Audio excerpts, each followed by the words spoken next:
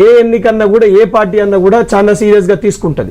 ఈ రోజు BRS party ఒకటే ఒక నినాదం తీసుకుంది, సెంటిమెంట్ అనేది. ఆ విషయాన్ని కూడా నేను ఒకటే ఒక మాట బీఆర్ఎస్ పార్టీని అడగదలుచుకున్నా.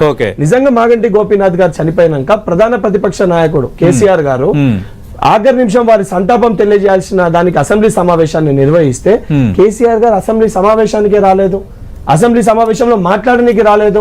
దాని తర్వాత పాపం వారి కుటుంబ సభ్యులను అడ్డం పెట్టుకొని, సెంటిమెంట్ అడ్డం పెట్టుకొని మళ్ళీ వారి వ్యక్తిగత లాభం కోసం ఈ ఎన్నికల్ని అన్నిటినీ కలుపుకొని గెలిచే ప్రయత్నం చేశారు.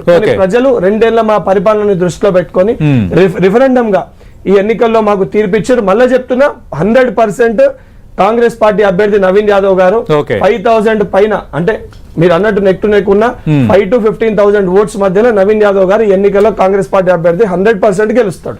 రైట్, మనం లేటెస్ట్ బ్రేకింగ్ చూస్తున్నాం. 3వ రౌండ్ లో కూడా కాంగ్రెస్ పార్టీ ఆధిక్యాన్ని కనబరుస్తోంది. అయితే లేటెస్ట్ గా ఎన్నికల అధికారులు రిలీజ్ చేసిన డేటా ప్రకారం తొలి రౌండ్ లో, అంటే షేక్పేట్ డివిజన్ మనం మాట్లాడుకున్నప్పుడు తొలి రౌండ్ లో కాంగ్రెస్ పార్టీకి 47 ఓట్ల ఆధిక్యం మాత్రం లభించింది. 2వ రౌండ్ లో 1900కు పైగా ఓట్ల ఆధిక్యం లభించింది. 3వ రౌండ్ లో కూడా నవీన్ యాదవే ఆధిక్యంలో ఉన్నారు. మరి కాసేపట్లో ఎంత ఆధిక్యం అనేది మనకి రాబోతుంది. మరిన్ని వివరాలు అందించడానికి కోట్ల విజయభాస్కర్ రెడ్డి స్టేడియం నుంచి మా ప్రతినిధి అజయ్ సిద్ధంగా ఉన్నారు. అజయ్, కొంత మొదటి రౌండ్ అలాగే పోస్టల్ బ్యాలెట్ లో స్వల్ప ఆధిక్యం ఉంది కాంగ్రెస్ కి, బట్ 2వ రౌండ్ 1900 ఓట్ల పైగా ఆధిక్యం ఉంది. 3వ రౌండ్ లో కూడా కాంగ్రెస్ పార్టీ అభ్యర్థి నవీన్ యాదవే ఆధిక్యం కనిపిస్తున్నట్టు వార్తలు వస్తున్నాయి. ఇదే ట్రెండ్ కొనసాగబోతుందా? అక్కడ అంచనా అంటే అక్కడ ఎలాంటి వాతావరణం ఉంది ప్రెసిడెంట్? ఖచ్చితంగా కాంగ్రెస్ స్పష్టమైన ఆధిపత్యాన్ని కొనసాగించే అవకాశం అయితే మనకు స్పష్టంగా కనబడుతుంది. ఎగ్జిట్ పోల్స్ ఏవైతే ఉన్నాయో వాటిని నిజం చేస్తూ మొదటి రౌండ్ నుండే నవీన్ యాదవ్ అదేవిధంగా కాంగ్రెస్ బీఆర్ఎస్ పైన స్పష్టమైన ఆధిక్యతను ప్రదర్శిస్తున్నటువంటి పరిస్థితి కనబడుతుంది. మనం ఏదైతే ఎగ్జిట్ పోల్స్ చెప్పిన దాని ప్రకారం కొంత షేక్పేట్లో బీఆర్ఎస్కు ఎడ్జ్ వస్తుందని ఆశించింది. అక్కడ కొంత బీఆర్ఎస్ బలంగా ఉంది, బీఆర్ఎస్ ఓట్ షేరు అక్కడనే ఉంటుంది. ఫస్ట్ రౌండ్లో కొంత బీఆర్ఎస్కు లీడ్ ఇచ్చే అవకాశం ఉందన్న ఆలోచనలు, అటువంటి అవకాశాలు కూడా కొంత ఉంటాయన్న అంచనాలను ఎగ్జిట్ పోల్స్ ఇచ్చినటువంటి పరిస్థితి. కానీ అక్కడ కూడా కాంగ్రెసే ఆధిపత్యాన్ని ప్రదర్శించింది. అయితే స్వల్ప మెజార్టీ మాత్రమే ఇక్కడ సాధించినటువంటి పరిస్థితి మనకు కనబడుతుంది. ప్రధానంగా మనం చూసుకున్నట్లయితే మొదటి రౌండ్లో కేవలం 47 ఓట్ల ఆధిక్యాన్ని కాంగ్రెస్ చూపించగా రెండో రౌండ్కు వచ్చేసరికి 1900కు పైగా మెజార్టీ ప్రదర్శించినటువంటి పరిస్థితి కనబడుతుంది. 3వ రౌండ్లో సైతం నవీన్ యాదవే ఆధిక్యంలోకి ఉన్నట్టుగా తెలుస్తుంది. ఈ ట్రెండ్ అనేది ఖచ్చితంగా కంటిన్యూ అయ్యే అవకాశం అయితే లేకపోలేదు. ఎందుకంటే షేక్పేట మొదటి రౌండ్లో మొత్తం షేక్పేట ఉంటుంది. మొదటి రౌండ్ పూర్తయిన తర్వాత 2వ రౌండ్లో వచ్చేసి షేక్పేటకు సంబంధించిన డివిజన్లతో పాటు ఎర్రగడ్డలోని కొన్ని డివిజన్లు ఆడే అవకాశం ఉంటుంది. అక్కడ కూడా కాంగ్రెస్ లీడ్ వచ్చే అవకాశం అయితే లేకపోలేదు. ఆ తర్వాత రేమత్ నగర్, వెంగళరావు నగర్ ఈ రౌండ్ ఇక్కడ కూడా ఈ పూర్తి స్థాయి ఆధిపత్యంలో కాంగ్రెస్కే వచ్చే అవకాశం అయితే లేకపోలేదు. మొత్తం చూసుకున్నట్లయితే ఏదైతే షేక్పేట, ఎర్రగడ్డ తర్వాత కూడా ఆ తర్వాత మళ్ళా రేమత్ నగర్, వెంగళరావు నగర్, మనం రేమత్ నగర్, వెంగళరావు నగర్లో చూసుకున్నట్టే 86వ పోలింగ్ బూత్ నుండి 128వ పోలింగ్ బూత్ వరకు అక్కడ ఉంటాయి. అక్కడ కూడా 3వ రౌండ్ కూడా రేమత్ నగర్, అదేవిధంగా ఇక్కడ రేమత్ నగర్లో చూసుకున్నట్లయితే ముస్లిం ఓటర్లు ఎక్కువగా ఉంటారు. అదే వెంగళరావు నగర్లో చూసుకున్నట్లయితే మిక్స్డ్ ఓటర్లు ఉంటారు. ఇక్కడ కూడా పూర్తిస్థాయి ఆధిపత్యాన్ని కాంగ్రెసే ప్రదర్శించే అవకాశం అయితే లేకపోలేదు. ఆ తర్వాత చూసుకున్నట్లయితే వెంగళరావు నగర్, రేమత్ నగర్ రెండు మిక్స్ అయి ఉంటాయి. మళ్ళీ 129 అదేవిధంగా 171 వరకు 4వ రౌండ్లో పోలింగ్ బూత్ ఉంటాయి. 129వ పోలింగ్ బూత్ నుండి 171వ పోలింగ్ బూత్ వరకు కూడా 4వ రౌండ్ ఉంటుంది. అక్కడ కూడా పూర్తి స్థాయిలో ఆధిపత్యాన్ని కాంగ్రెస్ ప్రదర్శించే అవకాశం అయితే లేకపోలేదు. ఖచ్చితంగా ఏదైతే మొదటి నుండి స్టార్ట్ అయినటువంటి ట్రెండ్, అంటే స్టార్టింగ్ కొంత 47 కాడ కాంగ్రెస్ లీడ్ అనేది స్టార్ట్ అయింది. ఆ తర్వాత అది కంటిన్యూ అవుతూ 1900కు చేరుకుంది. ఆ తర్వాత 3వ రౌండ్లో కూడా కాంగ్రెసే ఆధిపత్యాన్ని కొనసాగిస్తున్నట్టుగా కొద్దిసేపటి క్రితమే మనకు సమాచారం అయితే అందింది. అయితే పూర్తి స్థాయిలో ఎంత మేరకు ఎంత నెంబర్ ఎంత అనేది పూర్తి స్థాయి స్పష్టత అయితే రావాల్సిన అవసరం అయితే ఉంది. అయితే ఇక్కడ కోట్ల విజయభాస్కర్ రెడ్డి స్టేడియం వద్ద కొంత కోలాహల వాతావరణం, కాంగ్రెస్ కు అనుకూలమైనటువంటి ఫలితాలు వస్తుండడంతో కొంత సంతోషకరమైన వాతావరణం అయితే కనబడుతున్నటువంటి సిచ్యువేషన్ అయితే చూడవచ్చు. ఏదైతే కాంగ్రెస్ సంబంధించినటువంటి మద్దతుదారులు కూడా కొంత హడావిడి చేస్తున్నటువంటి సందర్భం అయితే కనబడుతుంది. దీనికి పక్కనే, అంటే కోట్ల విజయభాస్కర్ రెడ్డి స్టేడియానికి పక్కనే నవీన్ యాదవ్ ఇల్లు కూడా ఉండడంతో కొంత హడావిడి కోలాహల వాతావరణం అయితే మన స్టేడియం వద్ద కనబడుతుంది. రైట్ అజయ్, మనం చూస్తున్నాం కాంగ్రెస్ పార్టీలో కొంత కోలాహలం మొదలైంది. ఖచ్చితంగా మా పార్టీ అభ్యర్థే విజయం సాధించబోతున్నారు. ఎందుకంటే మొదటి రౌండ్ రెండో రౌండ్లో ఆధిక్యాన్ని కనబరిచారంటే ఇక 3, 4, 5 ఖచ్చితంగా మాకు మెజార్టీ ఓట్లు అంటే మెజార్టీ ఓటింగ్ పర్సంటేజ్ అయింది, మెజార్టీ ఓట్లు కూడా 3 రౌండ్లో వచ్చే అవకాశం ఉందని చెప్తున్నారు. ఎందుకంటే రహమత్ నగర్, వెంగళరావు నగర్, రహమత్ నగర్, వెంగళరావు ఈ 5 అంటే 3, 4, 5 ఈ రౌండ్లలో కొంత ఎక్కువ లీడ్ని కాంగ్రెస్ పార్టీ అభ్యర్థి కనబరిచే ఛాన్స్ ఉంది. కాబట్టి ఫైనల్గా 5,000 నుంచి 15,000 మధ్య ఖచ్చితంగా ఆధిక్యంలో విజయం సాధిస్తామని ప్రస్తుతం స్టూడియోలో ఉన్న ఎమ్మెల్సీ బలుమూరి వెంకట్ గారు చెప్తున్నారు. రవిశంకర్ గారు, అంటే ఇక్కడ భారతీయ జనతా పార్టీకి సంబంధించి మీరు ఆరోపణలు చేశారు. అసలు భారతీయ జనతా పార్టీ సీరియస్గా ఎలక్షన్ చేయలేదు, అటు బీఆర్ఎస్కు సహకరించింది, అందువల్ల కొంత ఈ లీడ్ తగ్గడం అనేది కనిపించింది, సీరియస్గా ఎక్కడా తీసుకోలేదు, ఒక అనధికార స్నేహం కొనసాగుతుంది 2 పార్టీల మధ్య అన్నది కాంగ్రెస్ చేస్తున్న ఆరోపణ. రవిశంకర్ గారు, సతీష్ గారు, ముఖ్యంగా ఇప్పుడు మా వెంకట్ గారు చెప్పినట్టుగా బీజేపీ పార్టీ అదేవిధంగా కాంగ్రెస్ పార్టీ ఎంపీ ఎలక్షన్లలో గత అసెంబ్లీ ఎన్నికలలో కూడా వాళ్ళని వీళ్ళు గెలిపిస్తారు, వీళ్ళని వాళ్ళని గెలిపిస్తారు. వాళ్ళకి అది ఒక దోస్తాన, ఎట్లాంటి దోస్తాన అంటే ఇప్పుడు బండి సంజయ్ గారు ఒక సొంత దోస్తులాగా రేవంత్ రెడ్డి అండ్ బండి సంజయ్ దోస్తాన అయిపోయింది. 2019 పార్లమెంట్ ఎన్నికలలో 100% బండి సంజయ్ ఎట్లా గెలుస్తాడు? ఇక్కడ కరీంనగర్లో 100% కాంగ్రెస్ వాళ్ళు మేము ఓడిపోతున్నాం కనుక ఖచ్చితంగా బండి సంజయ్ బీజేపీని గెలిపించాలి, బీఆర్ఎస్కు చేయొద్దు సపోర్ట్ అంటే బీఆర్ఎస్ ఓడగొట్టాలనే ఒక సంకల్పంతో అక్కడ పనిచేశారు. అట్లా చాలా ఎన్నికలలో వీళ్ళ లోపాయికార ఒప్పందము, చీకటి ఒప్పందంతో నడుస్తూ ఉంటుంది. అయితే బీజేపీ గెలవాలి లేకపోతే కాంగ్రెస్ గెలవాలనే దానిలో నడుస్తారు. రెండు పార్టీలు సైద్ధాంతికంగా చూసిన ఆగర్భ ప్రత్యర్థులు, శత్రువులు అనగానే ఆగర్భ ప్రత్యర్థులు. దానికంటే నేను నెంబర్స్ చెప్తాను. కానీ వాళ్ళు సహకరించుకున్నారంటూ కరెక్ట్ అవుతుంది. వాళ్ళు జాతీయ స్థాయిలో ఆగర్భ కరీంనగర్ సెకండ్ లీడ్ వల్ల థర్డ్ లీడ్ వల్ల 100% కరెక్ట్ అవుతుంది. వాళ్ళు జాతీయ స్థాయిలో శత్రువులు, రాష్ట్రాలలో స్నేహమే. వాళ్ళు చాలా మంచి స్నేహితులు. వాళ్ళిద్దరు కూడా జుబ్లీస్ లో వాళ్ళిద్దరు కూడా చాలా మంచి స్నేహితులు. రాష్ట్రాలలో ఎక్కడైతే ప్రాంతీయ పార్టీల హవా ఉంటుందో వాళ్ళిద్దరు కూడా అక్కడ ప్రాంతీయ పార్టీలను ఓడగొట్టాలనేటువంటిది చాలా స్పష్టంగా వాళ్ళు చేసేటువంటి ఒక కుట్ర జరుగుతూ ఉంటుంది. అందులో జరిగింది. ఇవాళ మనకి ఇంకా చాలా రౌండ్స్ ఉన్నాయి సతీష్ అన్న. తప్పకుండా మన బీఆర్ఎస్ పార్టీ, నేనైతే నాకు పూర్తి విశ్వాసం ఉంది, ఒక 5,000 మెజార్టీతో అన్న మాగంటి సునీత గోపీనాథ్ గారు గెలుస్తారనేటువంటి పూర్తి విశ్వాసం ఉన్నది. అవి రెండు ఒకటే. ప్రాంతీయ పార్టీలు ఎక్కడైతే స్ట్రాంగ్ గా ఉంటాయో ఆ ప్రాంతీయ పార్టీని ఖతం చేయాలి, ఆ ప్రాంతీయ పార్టీని బొందబెట్టాలనేటువంటి నేపథ్యం ఆ బీజేపీ కాంగ్రెస్ లది ఉంటది. వారు ఎక్కడ పోటీ చేశారు?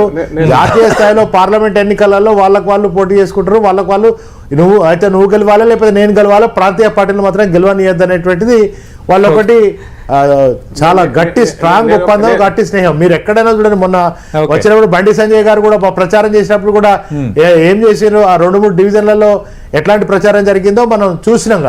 వీళ్ళు ఎక్కడైతే తక్కువ ఓట్లు సైలెంట్ గా వాళ్ళకి సపోర్ట్ చేస్తూ ఉంటారో మనం ఎట్లా గెలవలేము, మనం దీనిలో పోటీలో కూడా లేము, మనకు డిపాజిట్ కూడా రాదు కనుక మనం కాంగ్రెస్ గెలిపియాలి. మళ్ళీ ఒకవేళ బీఆర్ఎస్ కిట గెలిస్తే, జూబ్లీ హిల్స్ లో గెలిస్తే రాష్ట్రం మొత్తం మళ్ళీ బీఆర్ఎస్ గెలుస్తుంది కనుక తప్పకుండా దీన్ని ఇక్కడ ఓడగొట్టి దీన్ని నెగటివ్ చేయాలనేటువంటి ఒక కోణం కాంగ్రెస్ బీజేపీలో ఖచ్చితంగా ఇది ఉంటది. అది చాలా బహిర్గతమైనటువంటిది. అది ఏమన్నా కాంగ్రెస్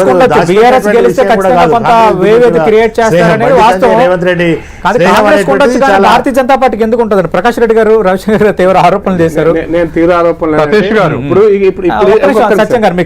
ఇప్పుడే బీహార్ రిజల్ట్స్ వస్తున్నాయి సార్, ఇప్పుడు వస్తున్నాయి బీహార్ రిజల్ట్స్. ఇంత అంటే కామెంట్స్ చేసేటప్పుడు కొంచెం అర్థం చేసుకోవాలి. ఒక ప్రాంతీయ పార్టీ కాంగ్రెస్ తో ఉంది, ఒక ప్రాంతీయ పార్టీ బీజేపీతో ఉంది.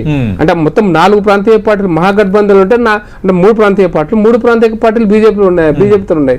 ఇప్పుడు కనపడుతూనే ఉంది కదా మహాగఠబంధన్ దాట. ఏదో పాత చరిత్ర లేకపోతే ఊహించుకునే లెక్కలు ఇవి కాదు, అవసరం లేదు కదా. మరి బీజేపీ ఓట్తో కలిసింది ఇప్పుడు ఆడ కనపడతలేదా? అందుకోసం ప్రాంతీయ పార్టీల గురించి మాట్లాడుతున్నప్పుడు మీకు ఇంకా ఇప్పుడు లెక్క చెప్తున్నారు వారు. మరి పంజాబ్ లో ఎవరు ఓట్లు ఎవరికి పోయినాయి సార్? ఇప్పుడు పంజాబ్ లో కాంగ్రెస్ ఓడిచ్చి ఆ పార్టీ గెలిచింది. 20 సంవత్సరాల పవర్ లో ఉన్న అకాలీదళ పార్టీ ఎడిపోయింది సార్. మేమైతే మాకు 3 సీట్ల కంటే ఎక్కువ రాలే కదా. మరి మేము దేశంలో అధికారంలో ఉన్నాం కదా. దేశంలో అధికారంలో ఉన్న మా పార్టీకి 3 సీట్లు వచ్చినాయి సార్. అంటే దీన్ని ఏ కొనాలి చూసుకోవాలి.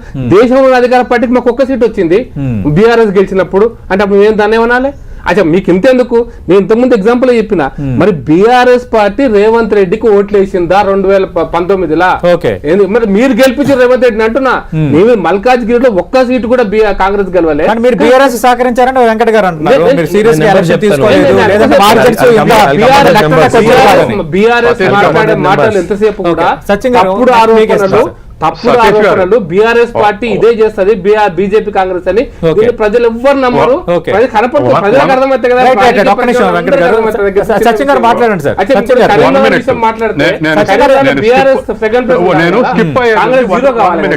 కాంగ్రెస్ సెకండ్ ఈ రాజకీయ పార్టీలు చెప్పే నిజం కాదండి.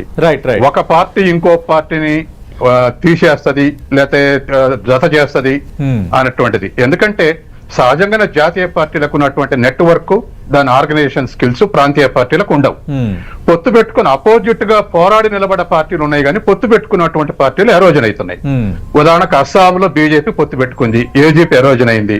ఉత్తరప్రదేశ్ లో బీఎస్పీ పెట్టుకుంది, బీజేపీ తోడు ఎరోజన్ అయింది. తర్వాత అట్లాగే గోవాలో గోవంతక్ పార్టీ పెట్టుకుంది, ఎరోజన్ అయింది. అది ఒక జాతీయ పార్టీ నెట్వర్క్, దాని బలం ముందు ప్రాంతీయ పార్టీలు నిలబడలేక ఇట్లా డిజపియర్ అవుతున్నాయి. అదే సైద్ధాంతికంగా ఉండి పోరాడిన దగ్గర ఆ పార్టీలు ఉంటున్నాయి. అవకాశవాద పొత్తులతోటి డిజపియర్ అయ్యేది ప్రాంతీయ పార్టీలు అనేటువంటిది నాకున్నటువంటి ఒపీనియన్. ఇక జూబ్లీ హిల్స్ ఎలక్షన్ కు వస్తే ఒక్క మాట ఏమిటంటే, కాంగ్రెస్ చేసినటువంటి అన్ని ఎత్తుగడల్లో అద్భుతమైన ఎత్తుగడ ఏంటంటే అజారుద్దీన్ ని అభ్యర్థిగా నిలబెట్టకపోవటం. దాంట్లో ఆ కాన్ఫ్లిక్ట్ వస్తే ఖచ్చితంగా హిందూ ఓటు బీజేపీ కాకపోయినా బీఆర్ఎస్ కైనా కన్వర్ట్ అయ్యేది. కాబట్టి ఆ పెట్టకపోవటం ఒక గొప్ప ఎత్తుగడైతే, రెండోది మంత్రి పదవి ఇచ్చి మళ్ళా మైనారిటీ ఓట్స్ ని కన్సాలిడేట్ చేసుకోవటం అనడానికి ఉపయోగపడింది.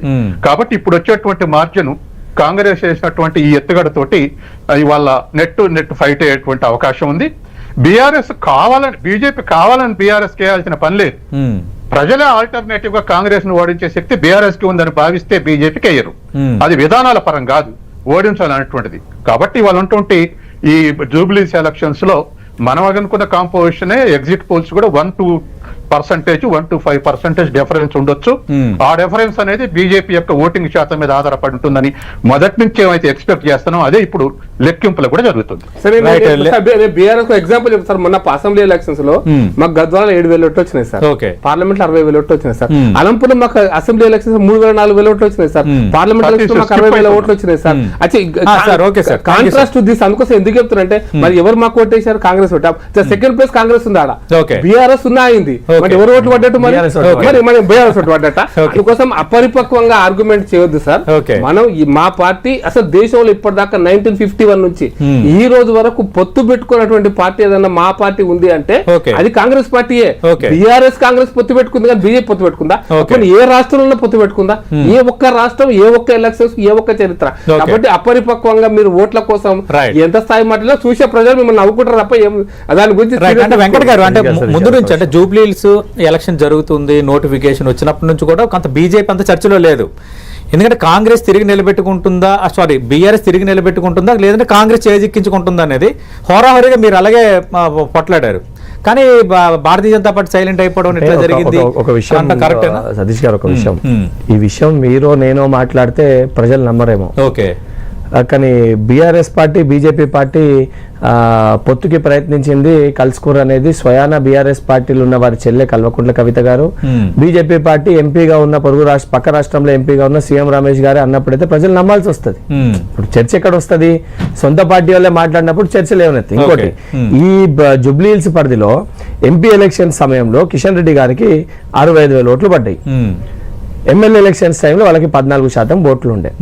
మీరు రెసిప్రోకల్ గా మీరు ఓట్ షేర్ చూసుకుంటే, నెంబర్స్ కౌంట్ సరే ఇప్పుడు జూబ్లీకి సంబంధించి కాబట్టి నెంబర్స్ కౌంట్ చూసుకుంటే ఎవరు తగ్గినప్పుడు ఎవరు పెరిగినో, ఇంతకుముందు కరీంనగర్ ఎగ్జాంపుల్ అన్న తీసుకున్నప్పుడు కూడా కరీంనగర్ ఎగ్జాంపుల్ లో కూడా ఎవరు ఓట్స్ ఎవరికి పోయినాయో చాలా క్లియర్ కట్ కనబడుతుంది.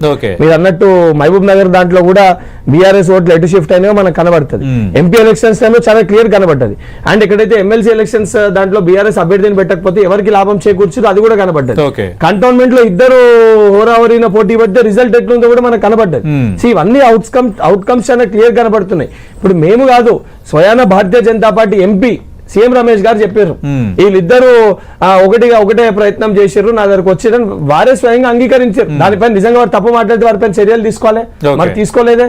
ఇప్పుడు కవిత గారు డైరెక్ట్ వారి పార్టీలో ఉండి వారు దాని గురించి కొట్లాటే వారు బయటికి వెళ్ళారు కదా. ఇవన్నీ చాలా క్లియర్ కట్ గా కనబడుతున్నాయి కదా. అంటే ఓటింగ్ ప్యాటర్న్ లో కూడా చాలా క్లియర్ గా చూస్తే if I'm not wrong BJP అభ్యర్థికి 2000 ఓట్లు పడ్డాయి, 4 to 5%. మీరు అన్నీ ఆ నెక్ టు నెక్ కూడా ఎందుకు వచ్చిందంటే సరే పబ్లిక్ ప్రారంభంలో అదే అడిగాను, ఎందుకంటే 2023లో 14% ఓట్లు ఉండే. ఇప్పుడు ఓటింగ్ షేర్ ఎట్టిపోయింది. ఇంకోటి చాలా బలంగా గట్టిగా మేము చెప్పగలుగుతాం సతీష్ గారు, బీఆర్ఎస్ పార్టీ తోటి బీజేపీ పార్టీ తోటి మేము ససేమిరా మా పార్టీ ఏదైతే పొత్తు పెట్టుకోదు, ఇప్పుడు కాదు రేపు పొద్దున కాదు, పోస్ట్ ఎలక్షన్ కూడా పెట్టుకోదు. ఈ రోజు బీఆర్ఎస్ పార్టీ బీజేపీ పార్టీ అంత బలంగా చెప్పగలుగుతుందా? రేపు పొద్దున పొత్తు పెట్టుకోము, రేపు పొద్దున పొత్తు ఉండదు, రేపు పొద్దున జనరల్ ఎలక్షన్